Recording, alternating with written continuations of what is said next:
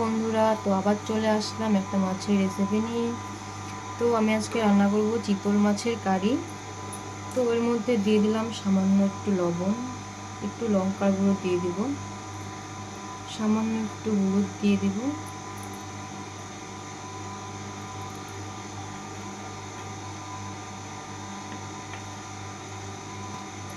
দিয়ে দিব একটু সর্ষের তেল, দিয়ে এটা ম্যারিনেট করব।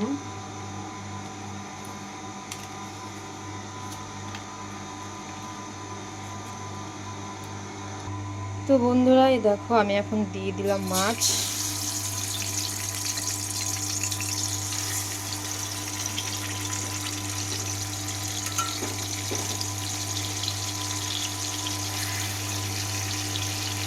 মাছটা হতে হতে তোমাদের আমি মশলাটা দেখিয়ে দিব।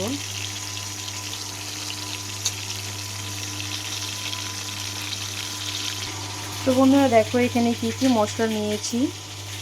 এখানে আছে পেঁয়াজ, আছে টমেটো, এখানে আছে আদা, লঙ্কা, রসুন। তো এগুলো আমি সব পেস্ট করে নিব। আর এখানে আছে আলুটাকে ফ্রাই করে নিয়ে দিয়ে দেব।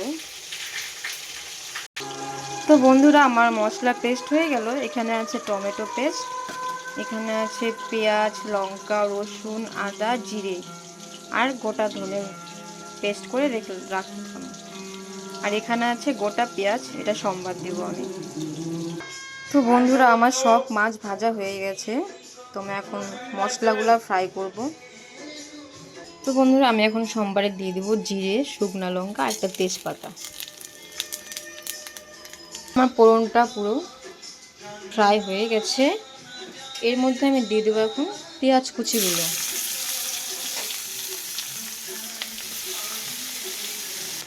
পেঁয়াজগুলো একটু হালকা ব্রাউন কালার চলে এলে এর মধ্যে দিয়ে দিব টমেটো পেস্ট।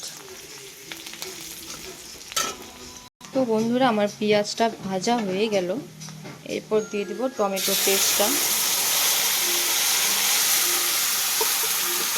একটু নেড়ে নেব।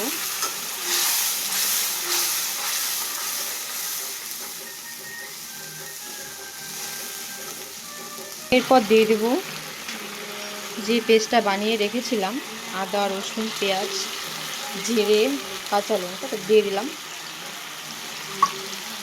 দিয়ে একটু হালকা নিয়ে নিলাম।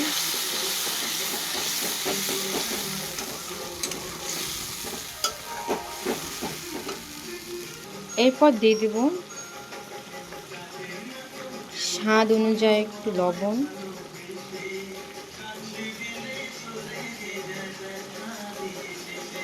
তারপর দিয়ে দেব হলুদ পরিমাণ মতো। এরপর নেড়ে নেব।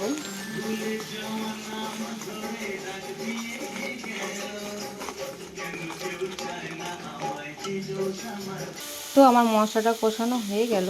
তো আমি এখানে দিয়ে দেব জল।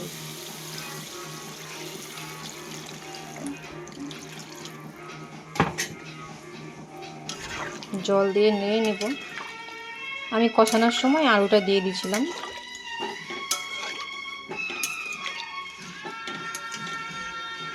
তো দেখো বন্ধুরা কালারটা খুব সুন্দর এসেছে। তোমরা বাড়িতে ট্রাই করে দেখতে পারো। তো বন্ধুরা দেখছো আমার ঝোলটা ফুটে গেছে। তো আর আমি এর মধ্যে এক এক করে মাছগুলো দিয়ে দিব।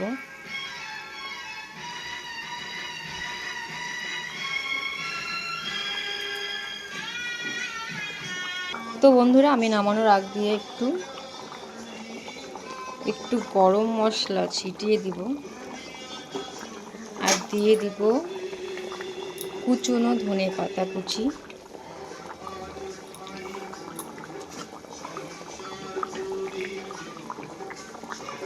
একটু নেড়ে নেব।